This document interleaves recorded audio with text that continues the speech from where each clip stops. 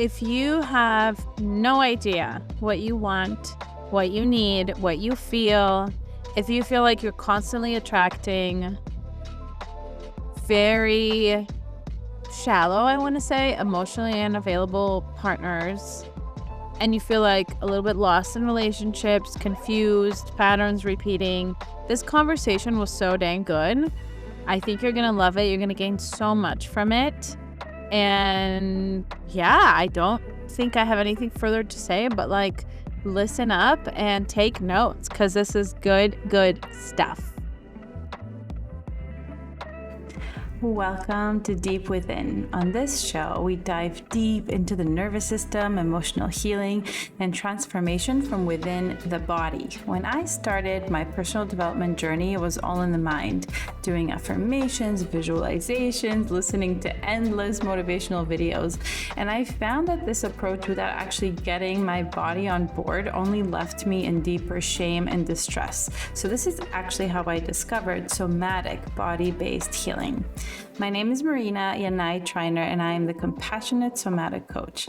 I'm gentle, sensitive, and I love deep conversations. I'm so excited and so glad you're here so we can feel like we're together in our own little bubble of deep talks.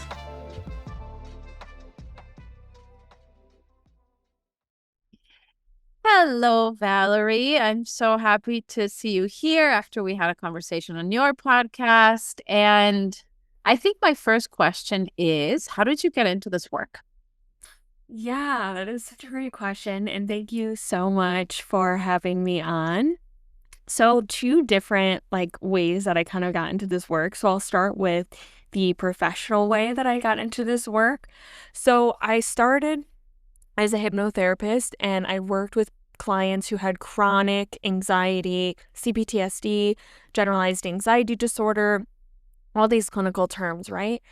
And I found a really common pattern of the clients who weren't getting better over time. It was A, clients who were in trauma bonded or toxic relationships, or B, people who had anxious attachment style, which really correlates also with people who are in trauma bonds. And so it's when we actually started to work on their attachment system, it was oh, this is why you aren't getting better, anxiety wise. This is really the undercurrent. Your relationships are not separate from your mental wellness and mental well-being. So that's the professional side. And then the personal side, I got into a trauma bonded relationship with a covert narcissist. And at that point, I was doing a lot of work. I was in talk therapy for 5 years. I was even doing hypnotherapy. I was doing all the things. And the anxiety that I was experiencing started to become managed.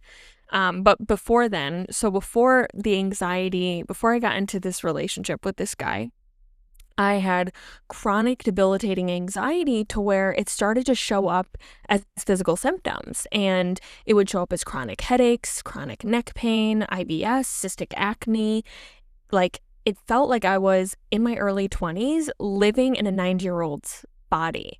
And they would do all these tests, all these doctors. I would spend hundreds and hundreds of dollars in supplements, chiropractic care, all the things.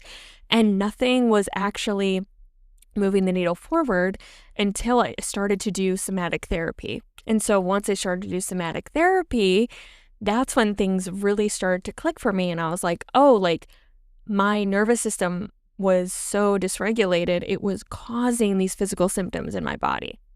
So then, fast forward, I reduced a lot of the chronic pain, the anxiety within 6 months of incorporating somatic therapy.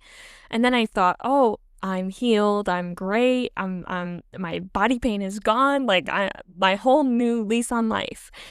And then I got into this relationship with this guy who was a covert narcissist. And, really what ended up happening was, he broke up with me. I was devastated. It was just ups and downs and ups and downs.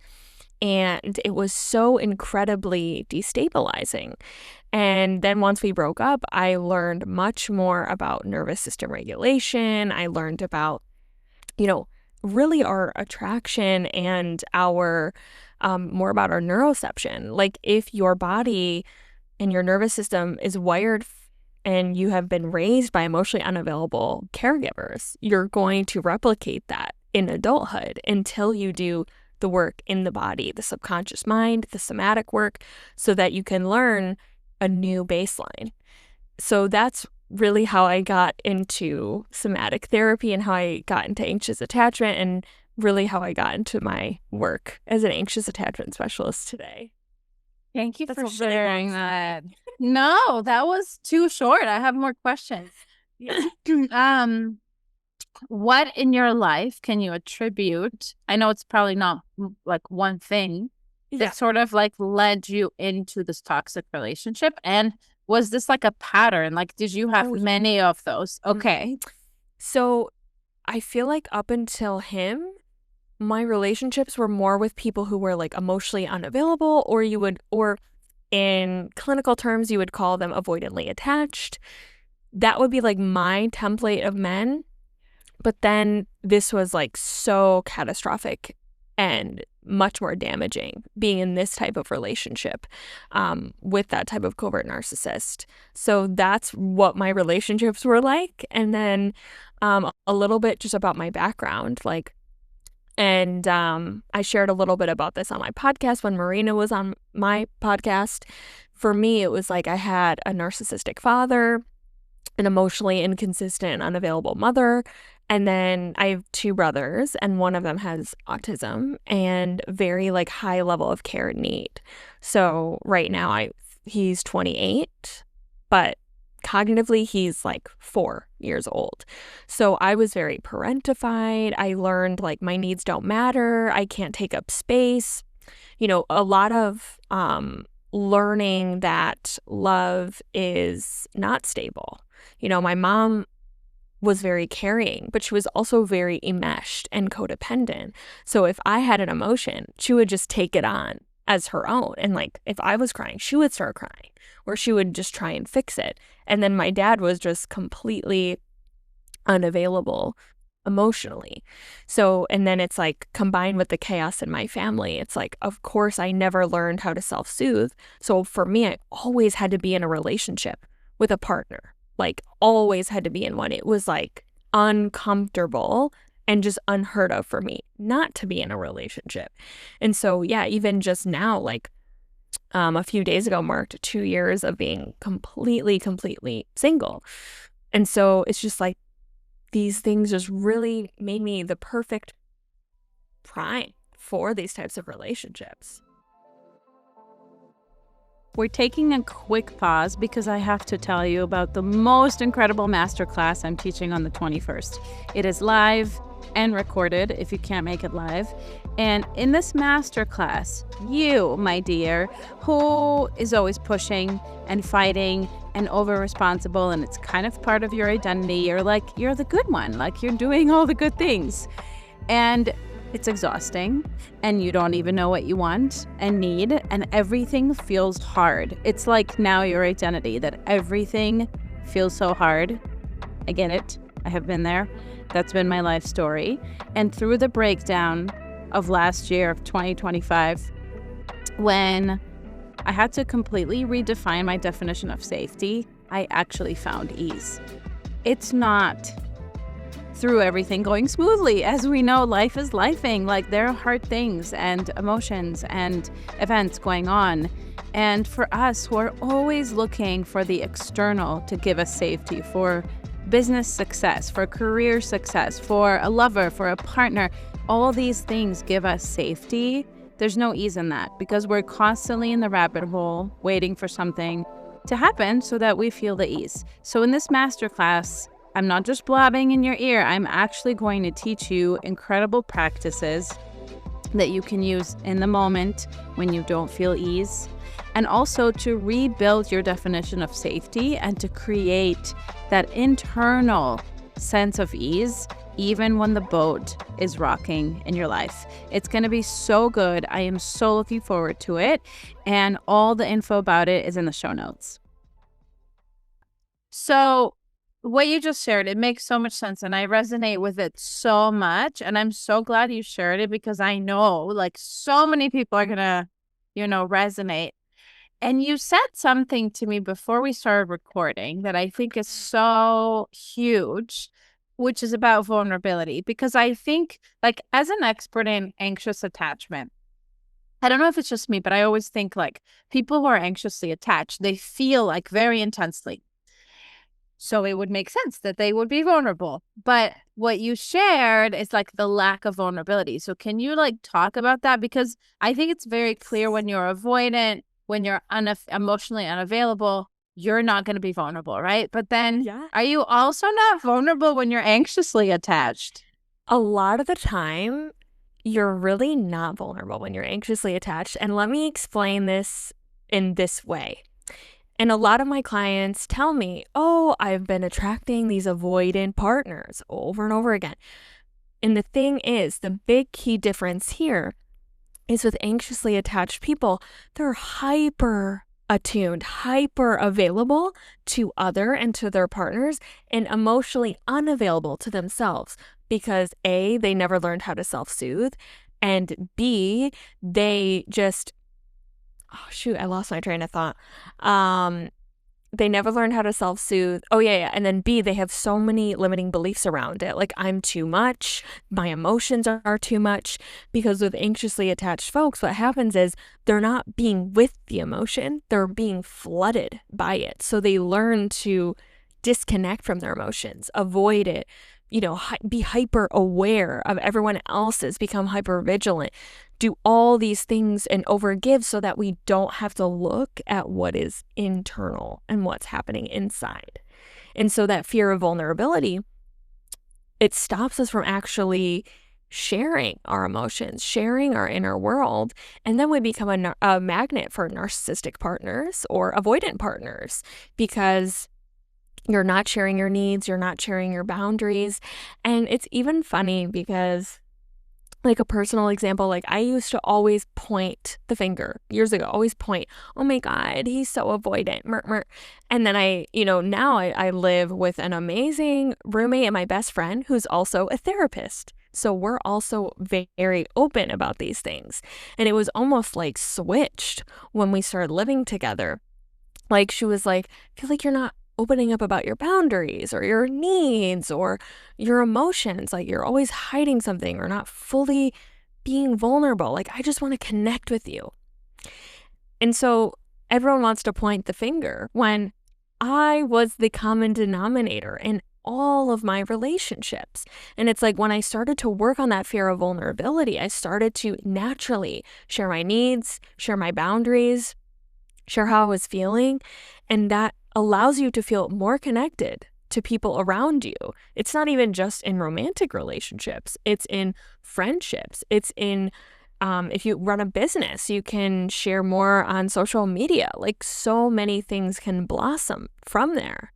And it's ultimately like you showing your inner child, I am here with you. None of your emotions are too much. Because when we're living from our true adult self, no emotion is too much. When we're blended and merged with a young part, that's when it feels too much. Wow, that was so freaking good. I love your distinction about, like avoidant people kind of numb out the emotion, but anxious people are so overtaken by it. That's not real vulnerability. Can you define and describe what is vulnerability? Like, how do you see it? I see vulnerability in this way. You can share your emotions, you can share your fears, you can share your needs, you can share your innermost things that you might not share with everyone. It's also like intimacy is into you, I see.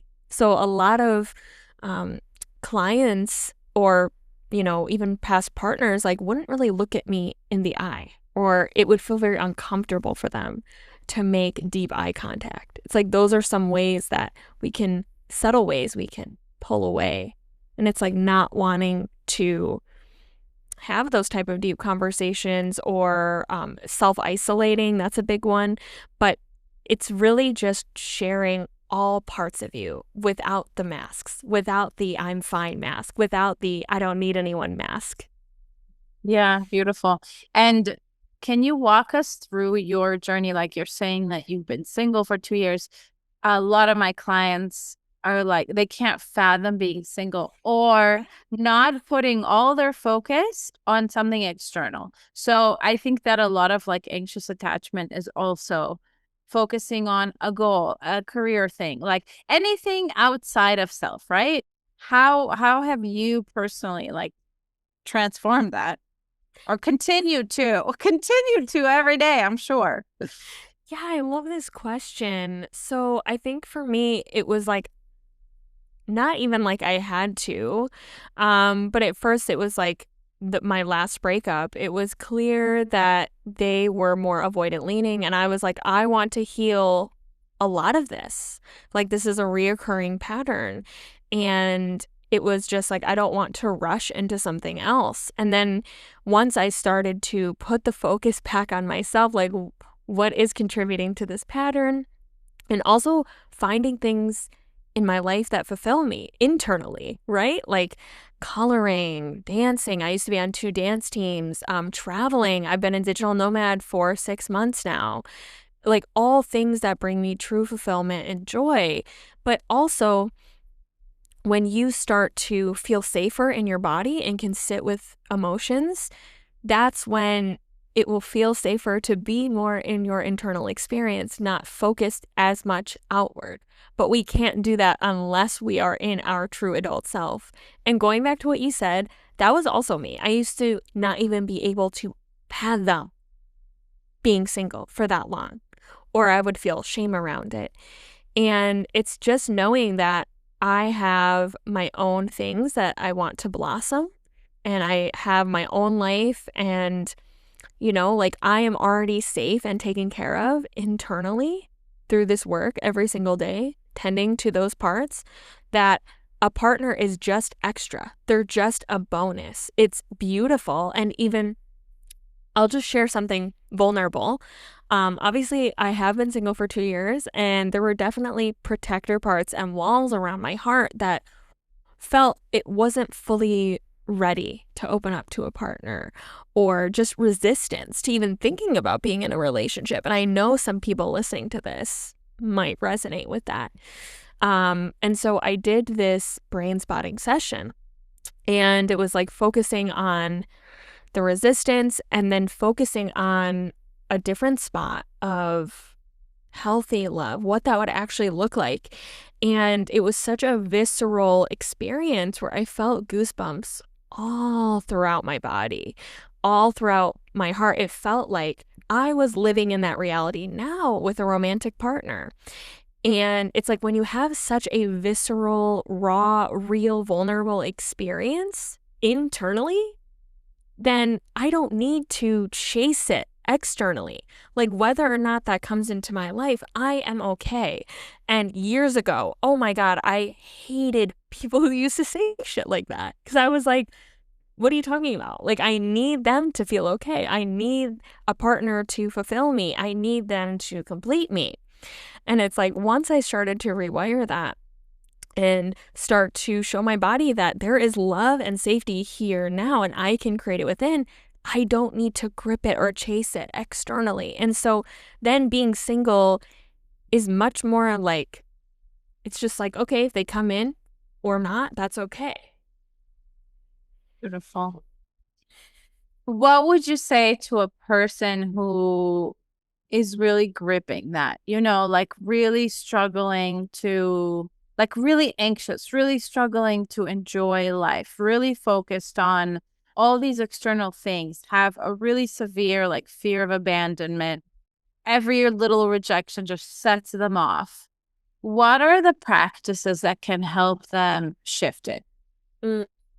So one that I learned that has been monumental for me this year, I was taught this by Emily Colligan. It's something called adult self-anchoring. So if you're anxiously attached and you're gripping, you are in a young part. You are not in your true adult self. People who are anxiously attached or have an insecure attachment style, what ends up happening is they don't have a true adult self present, meaning they don't feel secure, they don't feel calm in their body. So when you can even start to bring up a memory that makes you feel calm, proud, or capable of yourself, then you are reactivating that pathway of like, hey, I have been my safe place before and I can anchor into that. And it's like, okay, and I invite clients into this as well. Okay, when we think about this memory, where do you feel that capability or feeling of proud as sensations in your body? Where do you feel that? Usually they'll say, I feel it in my, open heart. I can feel my shoulders relax. I can feel myself take a deeper breath. Amazing. And then we want to match our physiology to that. Meaning, okay, well, I'm in my true adult self. My spine is straight. Because when we're in shame or any young part, we are collapsed. We feel small. We feel like we need to hide. So by opening up with our spine, opening up our chest, having our shoulders be relaxed, we are now in our adult self. Physiologically, our body is matching that internal state. So when we practice that enough times, now that's our new neural pathways are beginning to shift and form in real life. And when I started to consistently practice that every day, I started to become less merged and flooded by my emotions. I would have more space because when we're chasing and gripping, we have no space from the young part. We think we are the young part and we need something outside of us because when we were a baby, being alone meant danger. Separation meant danger. So when we can anchor into that adult self, okay, I know there's someone steady here, there's someone holding me, and I'm practicing that every day, you become less flooded, less merged, and you just feel more secure in your body. So that's one way to do it. One really powerful practice this year. Another one is vagus toning exercises. So when we are attracted to emotionally unavailable partners or we're anxiously attached and we're hypervigilant all the time, when we have that nervous system that's primed for that instability and the ups and downs and the craziness, that becomes our new normal. So when we do vagus toning, it's rewiring the nervous system to learn that I can create that safety within me, and it builds a new baseline of safety. You're starting to practice that safety every day. It turns on those safety signals because when we have been exposed to chronic stress or trauma and we're anxiously attached, our vagus nerve stops functioning as efficiently. So then we get stuck on. So that's why vagus toning is so incredibly powerful. So those are really my top two. If you have just two tools, adult self-anchoring and vagus toning, that's really going to be so powerful in helping you. And what are some vagus toning exercises that you love? Yeah, so starting out, even just using an ice pack, especially if we're at a 10 out of 10 on anxiety or we're at a 7+, trying to meditate or journal, your body thinks it's going to be eaten by a tiger, honey. We don't want to be doing that. Our body isn't primed for that. So even just putting that ice pack on the sides of your neck, on, your cheeks, even on the back of your neck, it's stimulating your vagus nerve and it helps to bring you back down even 1% more. And it helps you to just take deeper breaths. It shocks your brain and nervous system from the cold. So that's one. Humming breath. So when we're doing that, we're stimulating that vagus nerve with the voice. Physiological sighs. Those are really good one. So those are some really, really wonderful ones that I use every day. I love those too. I love humming. And for you guys, if you don't know what physiological sighs, you can YouTube it, but it's basically 2 inhales through the nose and then an exhale, and it's great. Can you describe some of your maybe recent or a while ago, 10 out of 10 kind of triggers around this? Yeah. And how you moved through them? Did you do something in the moment? Did you do something way later? What was the sequence of it? Yeah, so I can use this morning. So Perfect. yeah, so starting out like yesterday, I had a really expansive moment when I was talking about doing that brain spotting meditation. That was just yesterday. I felt all that love. And so when that happened, all my protector parts softened and I felt my heart open. And if you don't know this, our nervous system doesn't just like, oh, I'm going to have an expansive experience and then I'm just going to stay open. Forever. Beautiful, beautiful, and just stay there forever. Perfect. Yeah. What ends up happening is the nervous system goes, oh, I expanded. Now I'm going to contract back because those protector parts are scanning. Am I safe? Is this okay where we're at? Like, what the F is happening? And then for me, I just felt this intense abandonment anxiety when I woke up. And really, that was what was protecting me from opening up my heart, was feeling that abandonment anxiety again. So what I started to do is I started with vagus toning exercises, literally the ones I just described. And then I went into adult self-anchoring. So those practices that I mentioned. And then I also went into an unblending practice where I created space to be, to see that young part outside of me. And it was just a really small 3-year-old who was literally gripping and scared that my mother was going to leave me. Okay, so it's like when we can have that separated space, that's what really helped me to be like, oh, I'm really in a young part here. This is not my true adult self. And then I went into some EFT tapping, some more breath work, and it was literally at a 10 out of 10. And then by the end of that, it was a 2 out of 10 because it's working with the body. It's not thinking our way through it. I love that so much. And thank you for your vulnerability right here and sharing that. I fully relate to these moments. And also, letting people know that like, this is normal. This is how our nervous system works, up and down. Yes. And people think, and this is what I used to think, is like, I'm going to do this work and everything's going to be perfectly stable.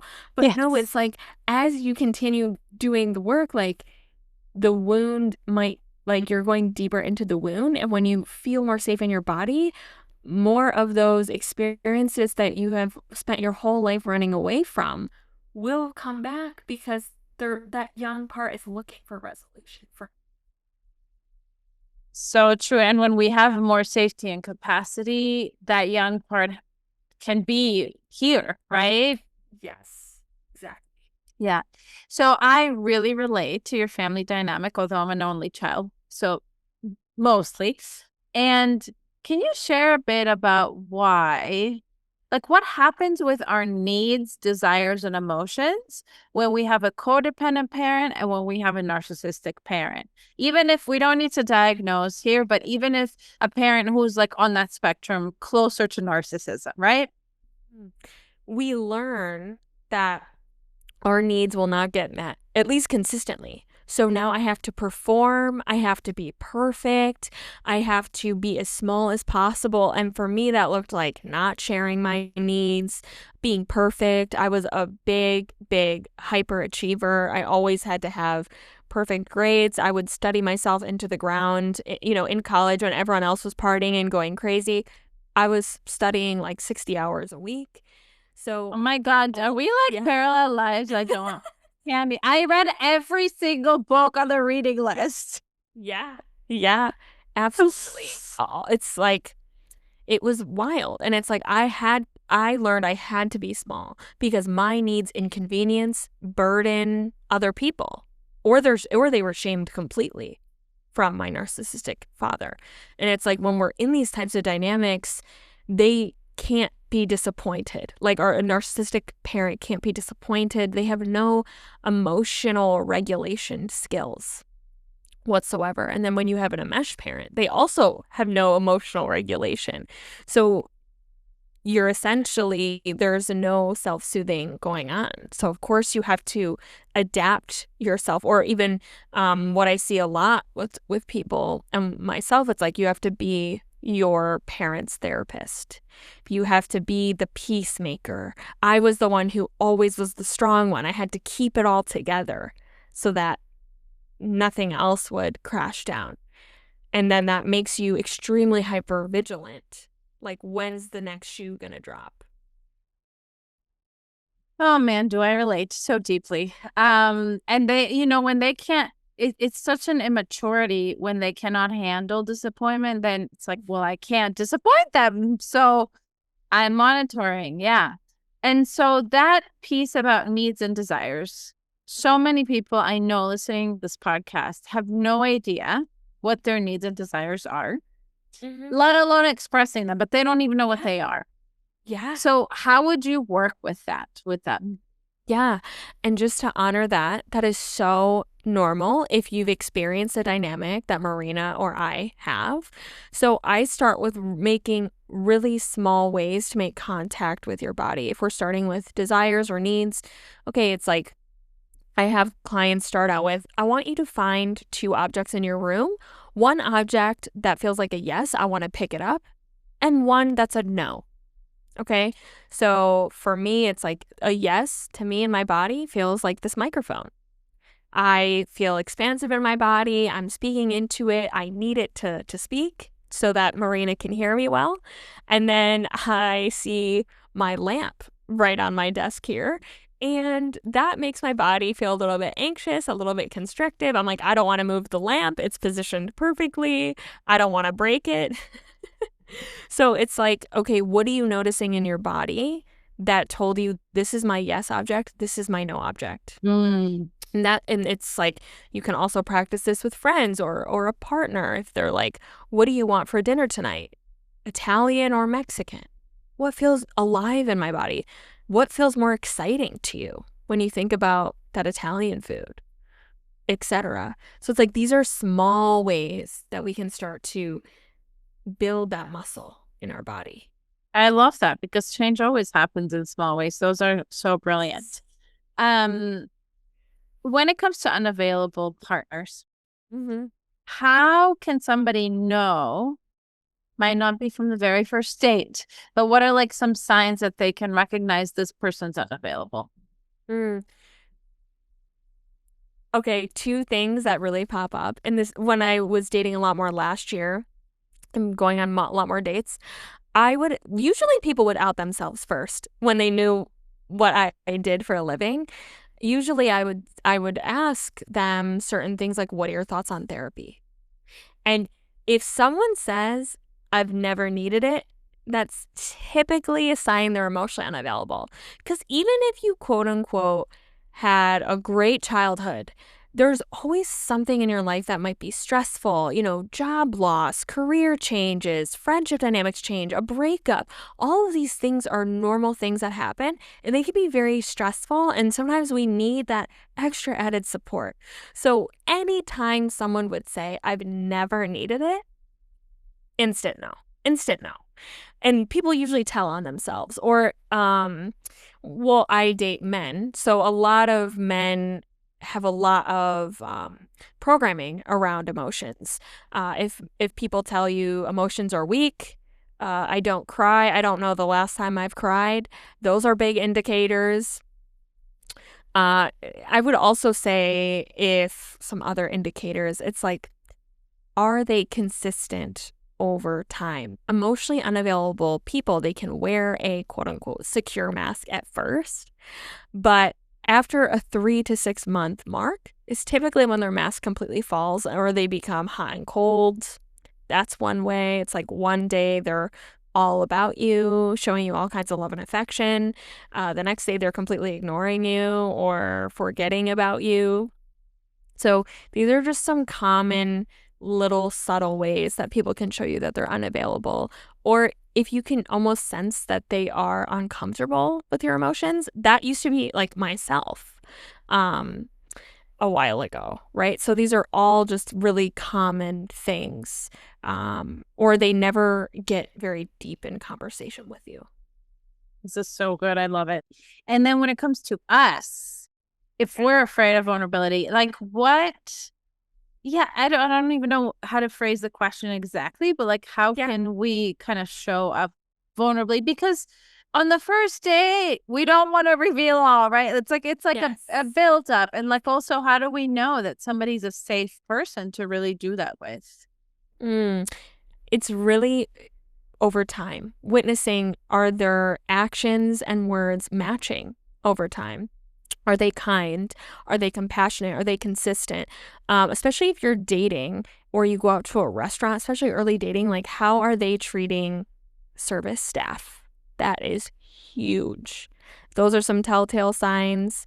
Yeah, other ways that you can know that they're a safe person is they're reliable when, that goes back to actions and words matching up.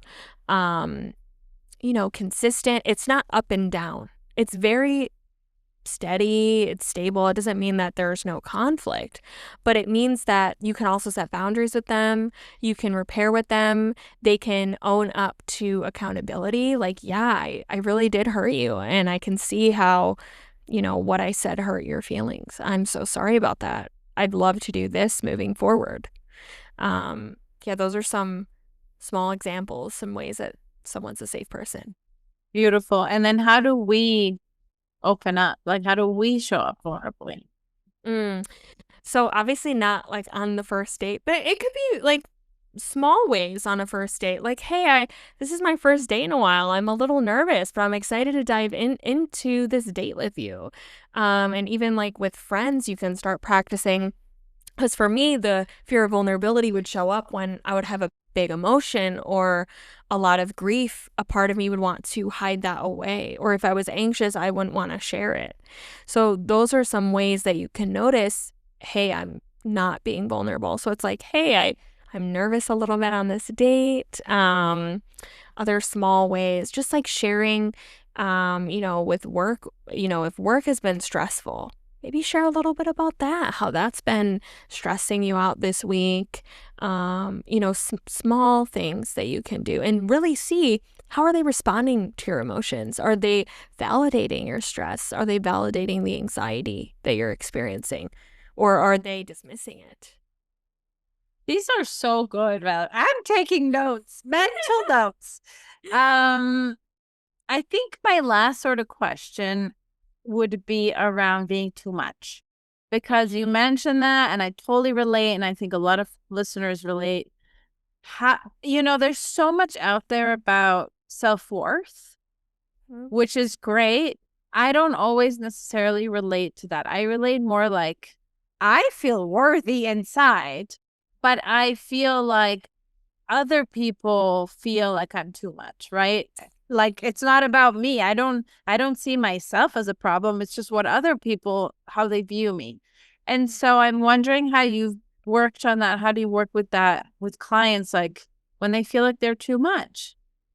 Yeah, it's to first start with this basic level foundation of understanding of, I don't really believe in too much. And let me explain why. And if you think about a child in the desert and they're starving for food, they don't give a fuck what diet you're on. They're going to eat anything that you put in front of them because they're starving or they're dying of thirst. They're going to get whatever water you give them. They're not going to check if it's osmosis water or from a filter, right?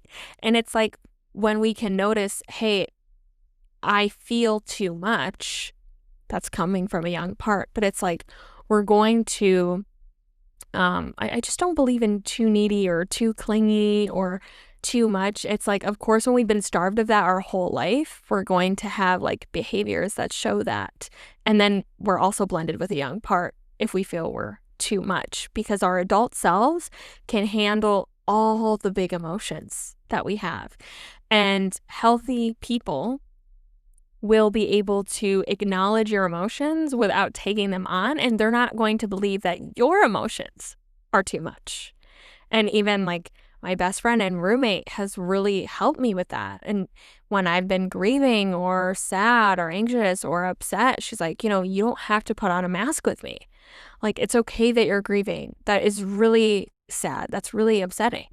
And that's what healthy, safe people should do for you as well. And that helps to really rewire this narrative that you are too much. But when you are very anxiously attached and we're merged with young parts, we can show up with protest behaviors if like our abandonment wound is triggered, of like calling our partner 10 times if we're in a conflict and maybe we haven't put a bow on it perfectly and repaired everything. It's like, that's one way that we're protesting, and that can look like too much to someone else. But when we can learn how to anchor into our adult body and unblend from those young parts, that's when outwardly it's going to look differently, and internally it's going to feel different. Did that answer your question? Yeah, absolutely. I really love what you said, and I totally agree that practicing doesn't have to be with a partner, with a friend. And I have the same experience. Practicing with a friend doesn't mean that my friend is perfect or I'm perfect, right? But just the feeling of safety and vulnerability that we have each other's back, that is so rewiring of that. And I totally also agree that like any of our emotions or needs are not too much. And I think when we say to ourselves, oh, I feel guilty for having this need, that's when the protest behaviors begin, right? Absolutely. Absolutely.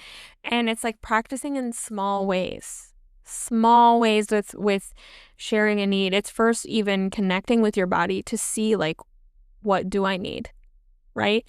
And it's starting to go into practicing those in small ways. Like, hey, let me use a good example. Like downstairs we have like delivery service or whatever, and they don't bring it up like to our actual room. So if I'm going through something, or now we like switch off, it's like, hey, can you go downstairs and get the water that's been delivered, right? Those are really small ways of doing.